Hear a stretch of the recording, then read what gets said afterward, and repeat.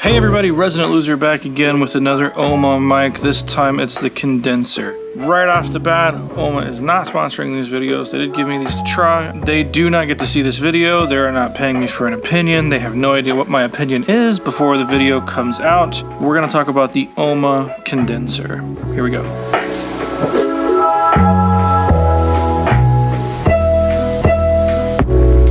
So real quick, as before, with the OHMA ribbons that you guys have already seen, take a guitar pick, you can pull off these screens, of which there are many different types, and kind of the one confusing part about their website is whether you're purchasing a ribbon or a condenser from ohmaworld.com, it kind of bills the screen sets, which this is the motif.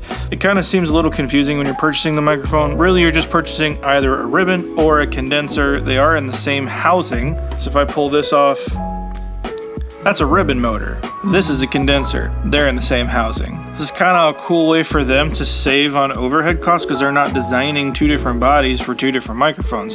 Just you either want a ribbon or a condenser in the same thing, which I think is dope.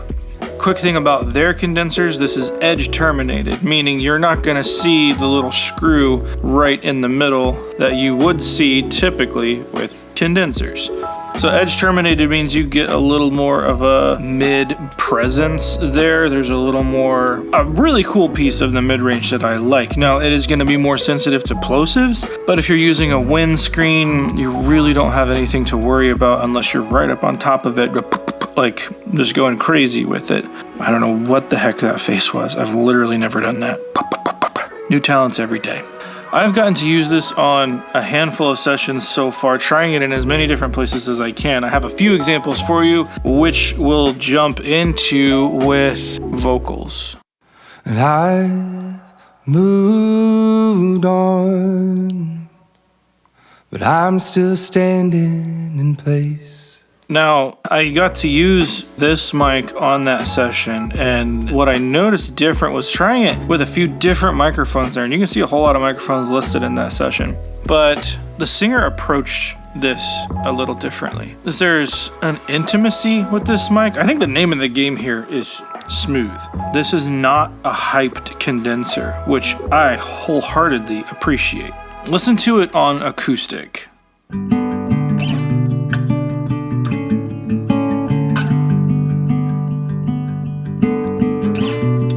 I don't recognize this face. It's just smooth. It's just butter.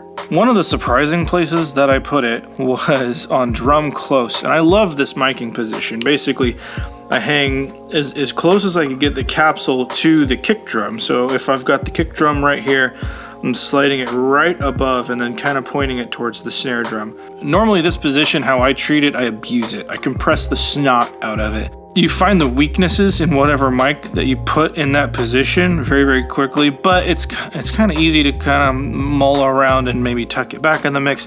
What I found with this was I wanted most of the sound of this to be the sound of the drum kit. This is so balanced in that position. Now, it can't take a crazy amount of SPLs. It's not something you want to put in front of a super loud guitar amp, but let's hear it in that drum position.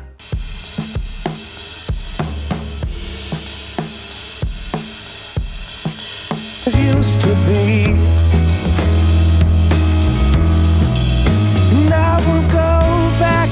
So as you could see when I unsoloed that, the characteristic of this mic when compressed was basically the sound of the drum set. I love pushing this forward in that space. It was just so squishy and so nice. And that drummer, he doesn't play hard. I mean, they're a trio. They're used to playing in bars and cafes. By the way, that band that you just listened to was Zach Day. The first artist was Alan Kincaid. I'll put both of their links in the description below. One thing I feel like mics in a price point similar to this, they go for the hyped thing and they almost take it too far. A lot of times on cheaper mics, you might get way top-end heavy stuff to the point where it's almost abrasive or sandpapery, where you really can't push any one area of EQ on this mic because then it'll fall apart.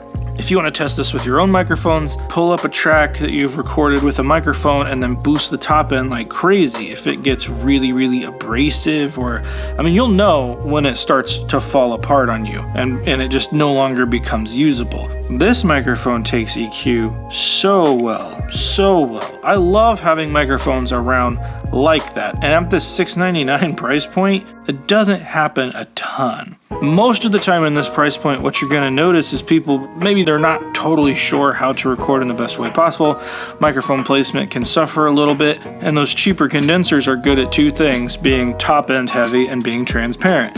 This, I feel like, does neither. This is not a transparent microphone, but I like that about it. It's vibey, it's smooth, it has a little bit of hair on it, which I really like. That came through on guitar. This guitar track I'm going to show you, the guitar player, he's pushing a whole lot of effects. There's kind of like a room reverb on the amp, and the noise that you're hearing is coming from like stacked overdrives. This thing is not inherently noisy in and of itself, but take a listen to the guitar track recorded on this and then in context.